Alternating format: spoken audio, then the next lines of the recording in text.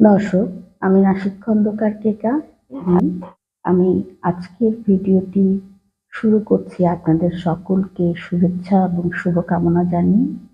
আপনাদের সাথে আজকেও কিছু বিষয় শেয়ার করব। আজকের দিনটা বা যে সময়টা আমরা পার করছি, আমরা সকলেই শান্তিতে নেই। কোনো না কোনোভাবে, কোনো না কোনো কারণে আমরা নানা রকম অশান্তির মধ্যে রয়েছি। এই অবস্থায় আমরা নানা রকম বিষয়ে আলোচনা করছি। নানা দিক নির্দেশনা নানাজন তাদের মতো করে দিচ্ছেন। সেটা তো অবশ্যই অত্যন্ত গুরুত্বপূর্ণ। কিন্তু একটি বিষয় আমাদেরকে অবশ্যই খুব ঠান্ডা মাথায় ভাবতে হবে। কিছু বিষয়ে যতক্ষণ পর্যন্ত না আমরা পরিষ্কার হতে পারছি, ততদিন আমাদের মধ্যে শান্তি আসবে না। আজকে আমি সেই বিষয়টাই কথা বলতে চাই। কিছু বিষয়ে পরিষ্কার হলেই শান্তি আসবে। আপনি, আমি, আমরা যে পরিবারে বসবাস করি, যে সমাজে বসবাস করি বা যে দেশে বসবাস করি, যেকোনো জায়গায় কিছু নিয়ম নীতি আদর্শ, কিছু ইতিহাস ঐতিহ্য থাকে। এটা যেমন পরিবারের ক্ষেত্রে থাকে, একটি সমাজের ক্ষেত্রেও থাকে। একইভাবে খুব গুরুত্বপূর্ণ একটি বিষয়, প্রতিটি দেশের একটি নিজস্ব ইতিহাস ঐতিহ্য, কৃষ্টি, কালচার বা সংস্কৃতি থাকে।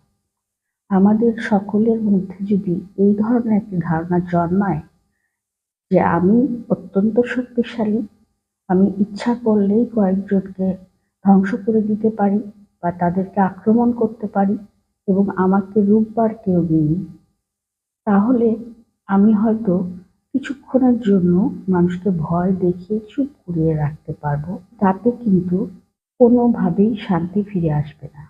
শান্তি ফিরিয়ে আনতে হলে আমাদেরকে অবশ্যই কতগুলো বিষয় পরিষ্কারভাবে নিজেদের মধ্যে ডিসাইড করতে হবে বা কতগুলি বিষয় সম্পর্কে সিদ্ধান্তে আসতে হবে।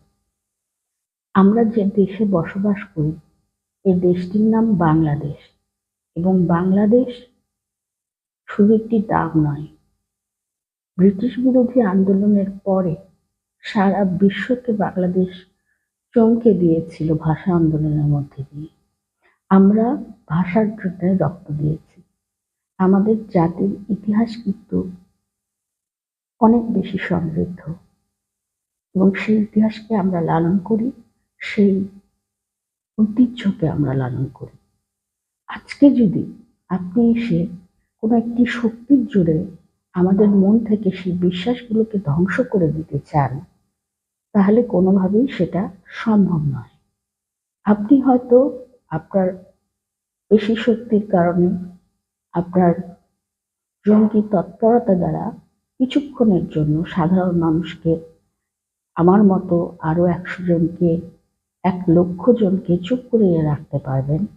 কিন্তু এই অবস্থাটা চিরকাল বিরাজ করবে না, এবং যখন সাধারণ মানুষ চুপ করেও থাকবে, তাদের মধ্যে কিন্তু অশান্তির আগুন জ্বলতেই থাকবে।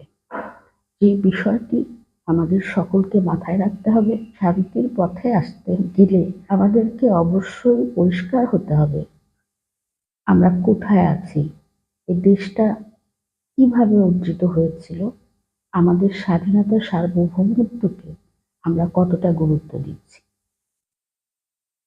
আজকে আন্তর্জাতিক রাজনীতিতে যে আমার যত বড়ই বন্ধু হোক না কেন, কেউ কিন্তু বিনা স্বার্থতে আমাদেরকে সাহায্য করতেও আসবে না, আমাদের খাওয়াতেও আসবে না, আমাদের নিরাপত্তাও দিতে আসবে না। যদি কেউ আসে, তাহলে বুঝতে হবে এর পেছনে অবশ্যই তারও কিছু চিন্তাভাবনা আছে, তারও কিছু পাওয়ার আকাঙ্ক্ষা আছে। এটা খারাপ কিছু নয়। যে কোনো দেশ বা যে কোনো মানুষ তার নিজস্ব সুযোগ সুবিধাটা দেখবে, এটাই স্বাভাবিক। কিন্তু আমি যদি ভুলে যাই সেই জিনিসটা, তাহলে সেটা সঠিক হবে না। আমি সবচাইতে যে জিনিসটা দেখে লজ্জিত হই, কুণ্ঠিত হই এবং বিব্রত হই, সেটি হলো আমার দেশের নারীদের দেখে।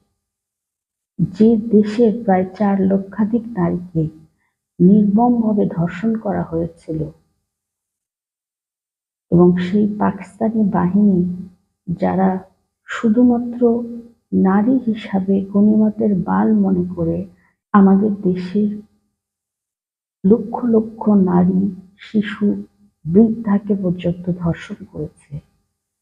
আমরা আজকেও সচেতন নই।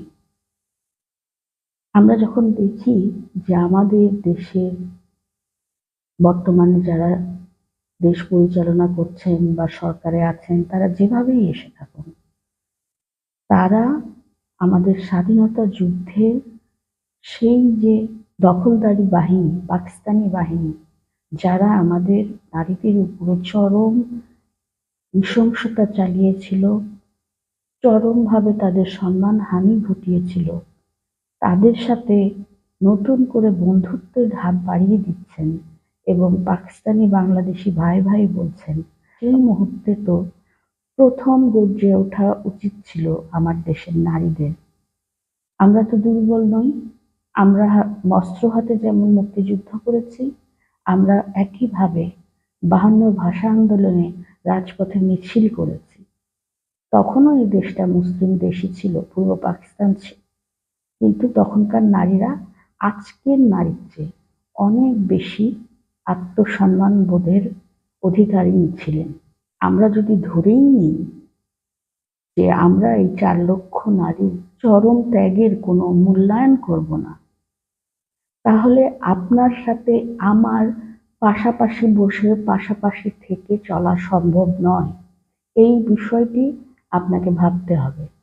আজকে শেখ হাসিনাকে গণহত্যাকারী বলা হচ্ছে, তাহলে আপনারা ভুলে যান কিভাবে যে 25শে মার্চ রাত্রে এক রাতে কতগুলি মানুষকে এই পাকিস্তানি বাহিনী অতর্কিতে হামলা করে শহীদ করেছিল। তাদের সাথে আজকে আপনারা নতুন করে সম্পর্ক করছেন, তাদেরকে বিশ্বাস করছেন, তাদের গোয়েন্দা সংস্থা এসে আপনাদেরকে ট্রেনিং দিচ্ছে, আর আপনারা খুবই আনন্দের সঙ্গে ভাবছেন আপনারা একটা মুসলিম ভাইয়ের সাথে আবার মিলিত হয়েছেন। আপনাদের মধ্যে যদি সামান্যতম আত্মসম্মান বোধ থাকতো, তাহলে এই জিনিসটা নিশ্চয়ই আপনারা করতেন না। আমার ধারণা, কোনো মানুষের আত্মসম্মান জ্ঞান থাকলে সে তার মা বোনের ধর্ষকের সাথে এক টেবিলে বা এক জায়গায় বসতে পারে না, হাত মিলাতে পারে না। আপনারা সেটা করছেন। তাহলে শেখ হাসিনা কত 30 লক্ষ মানুষকে মেরেছে। আপনাদের হিসাব অনুযায়ী কখনো হাজার হাজার, কখনো 2000, কখনো 800 সামথিং। তাকে আপনারা সহ্য করতে পারছেন না, কিন্তু পাকিস্তান বাহিনীকে আপনারা সহ্য করতে পারছেন। তাদের থেকে আপনারা পারমাণবিক বোমা এনে ভারতে ফেলতে চাচ্ছেন। আচ্ছা, আপনাদের ধারণাটা কি?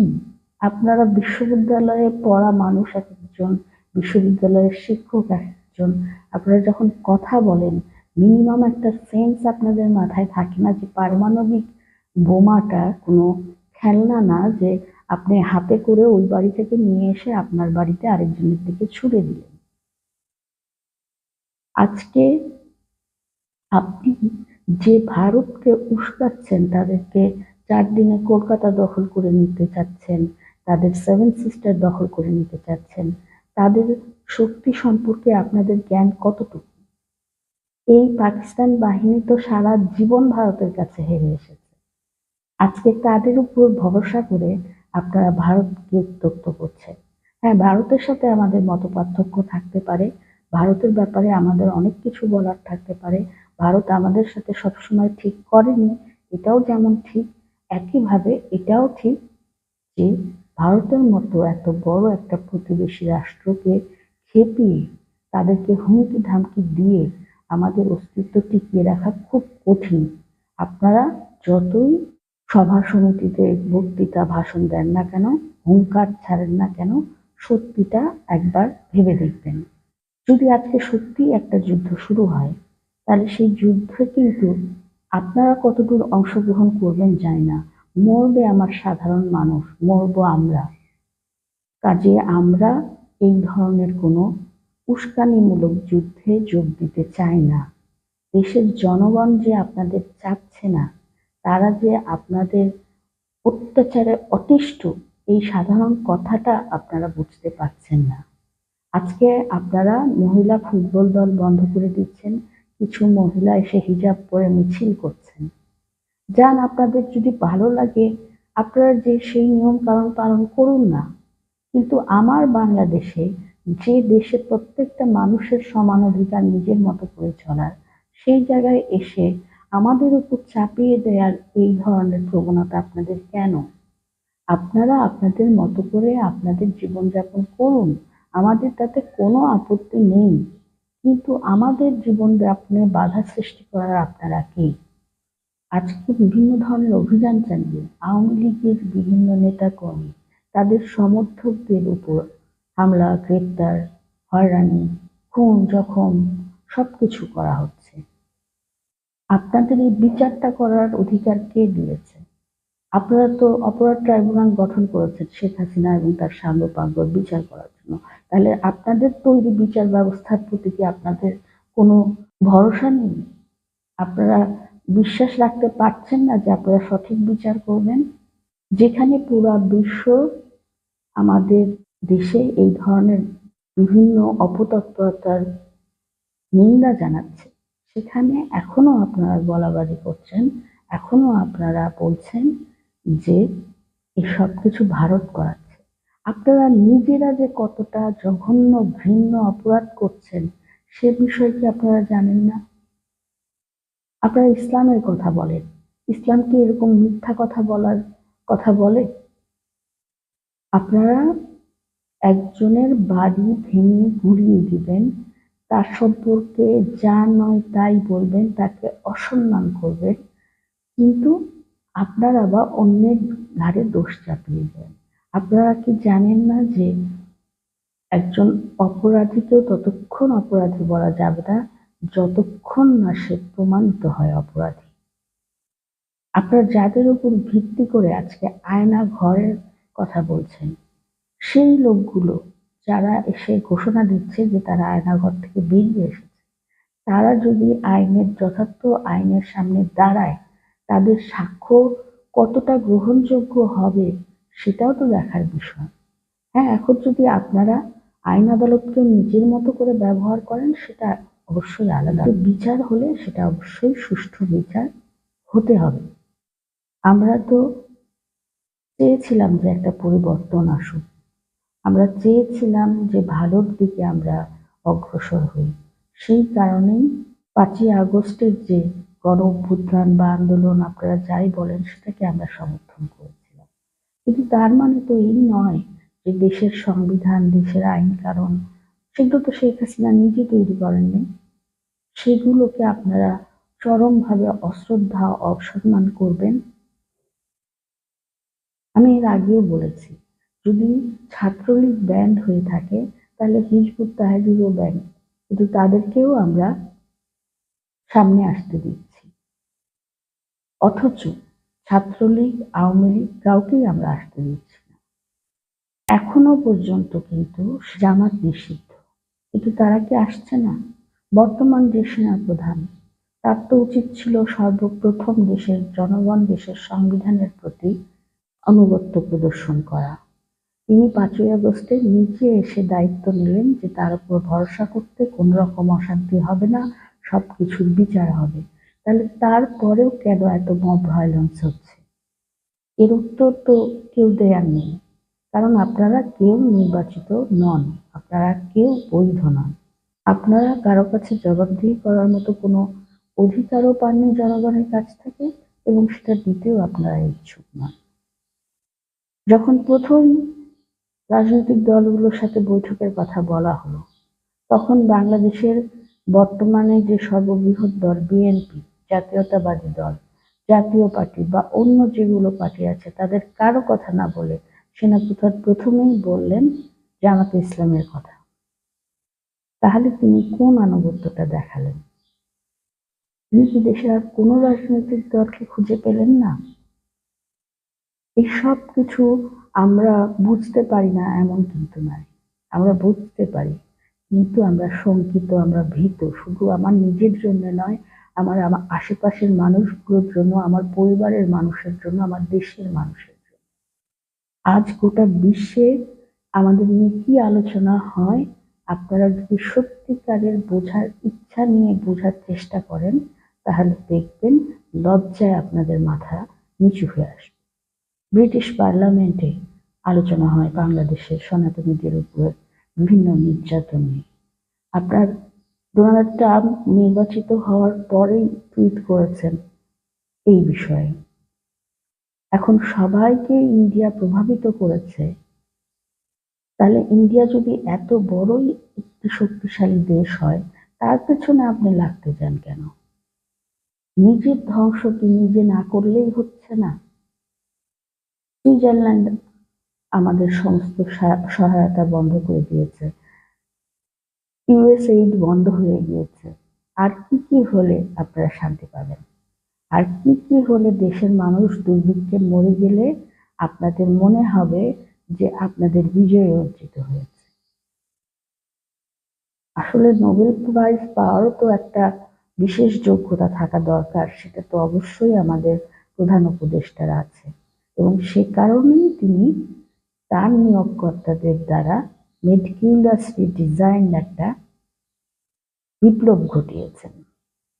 আমাদের দেশে তো আলেম ওলামা মওলানাদের কোনো অভাব নেই, এবং তারা নিজেদেরকে সবাই একজন আরেকজনের চাইতে অনেক বেশি জ্ঞানী বলেই মানেন। অন্যকে তারা নাকচ করে দেন, অন্য ইসলামী চিন্তাবিদদের কথাবার্তা তারা পছন্দ করেন না। অথচ দেখা যাচ্ছে দিনের পর দিন দেশের বাইরে বসে থেকে, বিদেশ থেকে একজন ভিন্ন ধর্মের মানুষ, নাকি নাস্তিক একজন মানুষ আমাদেরকে নাচাচ্ছে আর আমরা নাচছি। সুবহানাল্লাহ, নাউজুবিল্লাহ এই টাইপের কিছু শব্দ ব্যবহার করলেই সে ইসলাম ধর্মে দীক্ষিতও হয় না, ইসলাম ধর্মকে সে ভালোবাসে এমন কোনো নজিরও কিন্তু আমরা দেখাতে পারবো না। আপনারা কি ঘুমিয়ে আছেন, নাকি কোনো হীন স্বার্থে এই বিষয়টাও আপনারা বুঝতে পারছেন না? এই পিনাকি এর ব্যক্তিগত জীবন ঘাটলে আপনারা বুঝতে পারবেন যে এই মানুষটা কেমন। অথচ সেসব কিছুই না বুঝে দেশের সাধারণ মাদ্রাসার ছাত্ররা বা অন্য ছাত্ররা ধ্বংসাত্মক কাজে লিপ্ত হচ্ছে। আর আপনারা যারা বড়, তারা সবকিছু দেখেও তাদেরকে কোনোভাবেই আটকাচ্ছেন না। আমি বা আপনি যদি আমাদেরকে ব্যবহার করে অন্যকে কোনো সুযোগ সুবিধা নিতে দেই, বা আমাদেরকে ওই টাইম বোমার মতো ব্যবহার করার সুযোগ করে দিই, তাহলে তো অন্য সেই সুযোগটা নেবেই। তখন কিন্তু আপনি আর বলতে পারবেন না যে পিনাকিই দোষী। পিনাকি, ইলিয়াস এরা আমাদের সাধারণ মানুষদেরকে বিভ্রান্ত করছে। আমাদেরকে এখন পরিষ্কার হতে হবে যে দেশটা প্রায় ধ্বংসের দ্বারপ্রান্তে এসে গিয়েছে। এবার আমাদেরকে দেশ গঠনের জন্য কিছু করতে হবে, এবং তার জন্য আপনি না করলেন শেখ হাসিনাকে পছন্দ, কিন্তু শেখ হাসিনার বিচারটা সুষ্ঠুভাবে করতে দেন। আপনি না করলেন আওয়ামী লীগকে পছন্দ, কিন্তু আওয়ামী লীগের কথা আওয়ামী লীগকে বলতে দেন। আপনি যদি জামাতকে নিষিদ্ধ করতে না পারেন, হিজবুত তাহরিরকে নিষিদ্ধ করতে না পারেন, তাহলে আপনি ছাত্রলীগকেও নিষিদ্ধ করতে পারবেন না, কারণ তাদের এখনো কোনো বিচার হয়নি। আপনাকে বিচার করার দায়িত্ব কেউ দেয়নি। বিচার করার জন্য বিচারক থাকবেন, নির্দিষ্ট নিয়ম নীতি মেনে তারপর বিচার হবে। তারপর যদি তারা নিষিদ্ধ হয়, তাহলে সকলেই সেটা অবশ্যই মেনে নেবে, সুষ্ঠুভাবে যদি বিচার হয়। কিন্তু এই যে আপনারা কিছু মব জাস্টিসের নামে কিছু মানুষ মিলে সমগ্র দেশবাসীকে চরম অশান্তির মধ্যে রেখেছেন, এটা দীর্ঘদিন চলতে পারে না। আমি বাংলাদেশের নারীদেরকে বলবো, আপনারা যেভাবে খুশি ধর্ম পালন করেন, অসুবিধা নাই, কিন্তু যখন আমার দেশের বীরাঙ্গনাদের, শহীদ নারীদের, ধর্ষিত নারীদেরকে স্মরণ করেন, তখন তার সাথে ঘৃণা ভরে স্মরণ করবেন সেই পাকিস্তানি ঘাতকদের, ধর্ষকদের। তাদের সাথে আমাদের কোনো রকম বন্ধুত্ব হওয়া সম্ভব না যতক্ষণ পর্যন্ত না তারা আন্তর্জাতিকভাবে ওই গণহত্যার জন্য, ওই ধরনের নৃশংস জঘন্য হামলা অত্যাচারের জন্য ক্ষমা না চাইছে। আপনারা সব কিছু বুঝেও যদি চুপ করে থাকেন, তাহলে অন্যরা সেই সুযোগটা নেবে। আজকে পিনাকি বাইরে থেকে বললে উস্কানি হয় না, কিন্তু এখানে কেউ যদি আপনাদেরকে এই কথাগুলো বলে, তাহলে সেটা আপনাদের কাছে উস্কানিমূলক মনে হয়। আপনারা সকলের গলা টিপে ধরতে চাচ্ছেন, কিন্তু এইভাবে সম্ভব না। একসময় মানুষের দেয়ালে পিঠ থেকে যায়, তখন তাকে আর কোনোভাবেই আটকে রাখা যায় না। এই কারণেই বলছি, আমাদেরকে অবশ্যই পরিষ্কার হতে হবে কিছু বিষয়ে। দেশের প্রসঙ্গে আমরা কি ভাবি? আমরা কি একটি জঙ্গি রাষ্ট্রে পরিণত হতে চাই, নাকি আমরা বাংলাদেশের যে অসাম্প্রদায়িক চেতনা, যে গণতান্ত্রিক ভাবধারা, সেটাতে সুষ্ঠু পরিবেশে ফেরত আসতে চাই? আমরা কি আমাদের শহীদদের সম্মান করতে চাই, নাকি সেই গণহত্যাকারী ঘাতক পাকিস্তান বাহিনীর সাথে বন্ধুত্ব করতে চাই? আপনি যদি তা চান, আমি তা চাই না, এবং আমি তা চাই না বলে আমার মতো আরো অনেকে যারা চায় না, তাদের সাথেই আমি থাকবো। আপনার সাথে তখন আমার সংঘর্ষ হবে, এবং যার ফলে শান্তি বিনষ্ট হবে। ধর্ম মানুষের নিজস্ব ব্যাপার, সে নিজের মতো করেই ধর্ম পালন করবে, কিন্তু তার ফলে তো অন্যকে জোর জবরদস্তি কিছু করার নেই। তাহলে আপনারা পিনাকিকে জোর করে মুসলিম করুন, তাকে তো করতে পারেননি। আপনাদেরকে অবশ্যই চিন্তা করতে হবে, এই দেশটার ৩০ লক্ষ মানুষের শহীদের রক্তের উপরে দাঁড়িয়ে আছে। তার সাথে বেইমানি আমরা করতে পারি না। আপনি যদি সেটা করতে চান, আমরা সেটা করতে বাধা দেব আমাদের সর্বস্ব দিয়ে। আজকে বলা হচ্ছে কি, শেখ হাসিনা ভাষণ দিল জন্যে সে উস্কানি দিল এবং ৩২ নম্বর ভাঙা হলো। আরে আপনারা তো বাক স্বাধীনতার জন্যই আন্দোলন করেছিলেন। কে কোন দেশে বসে কি বলছে তাতে আপনাদের এত উস্কানি মনে হচ্ছে কেন? আপনারা যদি সঠিক কাজ করে থাকেন, দেশের মানুষ আপনাদের পাশে আছে, তাহলে তো শেখ হাসিনাকে ভয় পাওয়ার আপনাদের কোনো দরকার নেই। এমনকি মৃত বঙ্গবন্ধুকে পর্যন্ত আপনারা ভয় পান। এটা আপনারা স্বীকার করুন বা না করুন, এটা দিনের আলোর মতোই স্পষ্ট। যখন ২১-এর বই মেলায় হামলা হচ্ছে নির্দিষ্ট স্টলে, আজকে যখন ৩২ নম্বর ভাঙা হচ্ছে, আজকে যখন একজন নারীকে চূড়ান্তভাবে অসম্মান করা হচ্ছে, কয়েকজন পুরুষ মিলে একজন নারীর উপর হামলা করছেন, তখন আপনারা শুধু ভারতের উস্কানি খুঁজছেন, মোদিকে প্যারিসে কি অপমান করা হলো সেটা দেখছেন। নিজেদের আত্মসমালোচনা করার আপনাদের কোনো সময় নেই। আপনারা নিজেদের যে কোথায় ভুল হচ্ছে, নিজেরা যে কি করলে আমরা আরো উন্নত পরিবেশ পরিস্থিতি পাবো, আমরা আরো উন্নত দেশে পরিণত হব, সেটা চিন্তা করছেন না। তাহলে কি করে ধরে নেব যে আপনারা এই দেশটার উন্নতি চান, এই দেশটার ভালো করার জন্য আপনারা এত আন্দোলন সংগ্রাম করেছেন? আপনি যদি একটু চিন্তা করে দেখেন, তাহলে ঠিক বুঝতে পারবেন যে এটা অনেকটা রাষ্ট্রীয়ভাবে এই সন্ত্রাসগুলো হচ্ছে। প্রথমত, আমাদের প্রধান উপদেষ্টা বলেছেন যে ছাত্ররা তার নিয়োগকর্তা।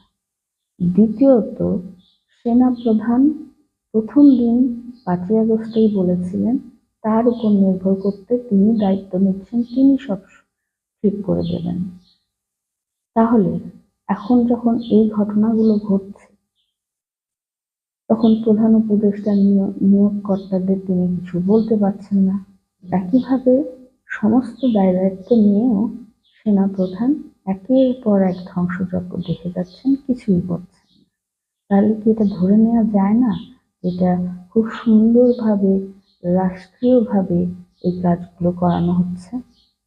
সেই কারণেই এই অনেকগুলো কথা বলে আমি একটা কথাই বোঝাতে চেয়েছি যে আপনি একজন গর্বিত বাংলাদেশী, না একজন জঙ্গি বিমান রাষ্ট্র করার জন্য আগ্রহী একজন ব্যক্তি, না আপনি দেশটাকে ধ্বংসের শেষ সীমায় নিয়ে যেতে চান? আপনি কি সেই বিষয়টা আগে পরিষ্কার হন এবং অন্যের কাছেও পরিষ্কার করুন, তাহলেই দেখবেন শান্তি আসবে। আপনি একটা দেশে থেকে সেই দেশের ইতিহাস, ঐতিহ্য, সেই দেশের জাতির জনজাতি, স্থপতি তাকে অসম্মান করবেন, তাহলে তো শান্তি কোনোদিন আসবে না। কারণ আপনার পক্ষে যদি অর্ধেক মানুষ থাকে, অর্ধেক মানুষ আপনার বিপক্ষেও থাকবে। এই সাধারণ নিয়মটা তো খুব সহজেই বোঝা যায়। একইভাবে আপনি একজন নারী, আপনি আপনার মতো করে চলবেন, তাতে কারো কোনো আপত্তি থাকার কথা না। কিন্তু আমার দেশের জন্য চরম ত্যাগ স্বীকার করলো যে নারীরা, তার প্রতি আপনাদের কোনো রকম দায় দায়িত্ব, কর্তব্য, সামান্য সম্মান দেখানোর মতো মানসিকতাও থাকবে না, তাহলে কিভাবে শান্তি আসবে? আপনার প্রতি তো তখন আমার সম্মান থাকবে না, যার ফলে অশান্তি খুব অনিবার্যভাবেই আসবে। বাংলাদেশের মানুষ সারাটা বছর অপেক্ষা করে ২১শে বইমেলায়। সেই বইমেলায় আপনি হামলা চালাবেন। সেই মানুষগুলো হয়তো সেটা মেনে নিচ্ছে, কিন্তু সেটাকে কি সে মন থেকে গ্রহণ করতে পারবে? আপনি শুধু নিজেরটা ভাববেন, অন্যেরটা ভাববেন না। অন্য বিষয়ে কিছুই জানারও চেষ্টা করবেন না, নিজেরটাও জানানোর চেষ্টা করবেন না। নিজের পক্ষে যদি কোনো সঠিক যুক্তি থাকে সেটাও দেখানোর প্রয়োজন বোধ করবেন না। তাহলে তো এভাবে একটা জাতি, একটা দেশ দিনের পর দিন চলতে পারে না। এটা আপনাকে বুঝতে হবে। এবং আপনি যদি সেই শান্তিটা আনতে নাও চান, আমাদেরকে সেই শান্তি আনার জন্য কাজ করতে হবে।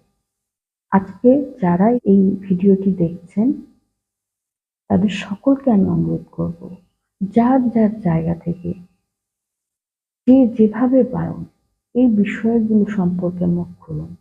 আমি বলছি না আপনারা রাস্তায় গিয়ে মারামারি করুন, আমি বলছি না আপনারা উগ্রভাবে প্রতিবাদ করুন। আমি শুধু বলছি আপনারা মুখটা খুলুন, আপনার মতামতটাও আপনি জানান। একবার প্রমাণিত হোক এ দেশের মানুষ কি চায়। কারণ দিনের পর দিন এরকম চরম অশান্তি, চরম মানসিক চাপ নিয়ে আমাদের পক্ষে থাকা সম্ভব নয়। সকলের মিলিত প্রচেষ্টাই একমাত্র শান্তি আসতে পারে, এবং তার জন্য আমাদেরকে পরিষ্কার হতে হবে আমরা কোন জিনিসটাকে সাপোর্ট করছি বা কোন জিনিসটাকে আমরা আমাদের জীবনে চাই। আমাদের জীবনটা কেমন হবে ভবিষ্যতে, আমার যে উত্তরসূরি হবে, আমার পরবর্তী প্রজন্ম, তার জীবনটাকে আমি কোন ধারায় প্রবাহিত করব। আসুন আমরা শান্তির জন্য কিছুটা হলেও আমাদের যার যার সামর্থ্য অনুযায়ী, সাধ্য অনুযায়ী কাজ করি। আপনার বক্তব্যটা আপনি বলুন, একবার অন্তত সাহস করে বলুন। দেখবেন আপনার চারপাশের আরো ১০০ জন, ২০০ জন, ৩০০ জন মানুষ আপনার পাশে এসে দাঁড়াচ্ছে। কিন্তু আপনি বলছেন না, আরেকজনও বলছে না, আমিও বলছি না ভয়ে। যার ফলে আজকের এই ভেতরে ভেতরে চরম অশান্তি, উদ্বিগ্নতা, চরম চাপ, হতাশাগ্রস্ততা চলে এসেছে। বেশ কিছু ঘটনা যেটা এই কদিন ধরে ঘটে গিয়েছে, সেই ঘটনাগুলো আমার উপর প্রচন্ড প্রভাব ফেলছে। সেই অবস্থায় কিছু কিছু কথা আমি আজকের ভিডিওটিতে বলার চেষ্টা করেছি। আপনাদের যদি আজকের ভিডিওটি ভালো লেগে থাকে, অথবা যে কোনো কমেন্টস আপনারা আমাকে করতে পারেন, আপনারা আমাকে মেইল করতে পারেন। ডেসক্রিপশনে আমার মেইল অ্যাড্রেস দেওয়া আছে। এছাড়াও আপনারা লাইক শেয়ার করতে পারেন। প্লিজ আমার চ্যানেলটি নাসিক খন্দকার টিকা চ্যানেলটিকে সাবস্ক্রাইব করুন, অন্যদেরকে ভিডিওগুলি দেখতে উৎসাহিত করুন এবং অন্যদেরও উৎসাহিত করুন চ্যানেলটি সাবস্ক্রাইব করতে। আপনারা সকলে ভালো থাকুন, সুস্থ থাকুন, নিরাপদে থাকুন। দেশ এখন আমাদের ডাকছে, আমাদের একটা চরম অশান্ত অবস্থা বিরাজ করছে চারপাশে। আসুন আমরা সকলে মিলে আমাদের দেশটাকে সুন্দর করে গড়ে তুলি। সকলকে শুভেচ্ছা।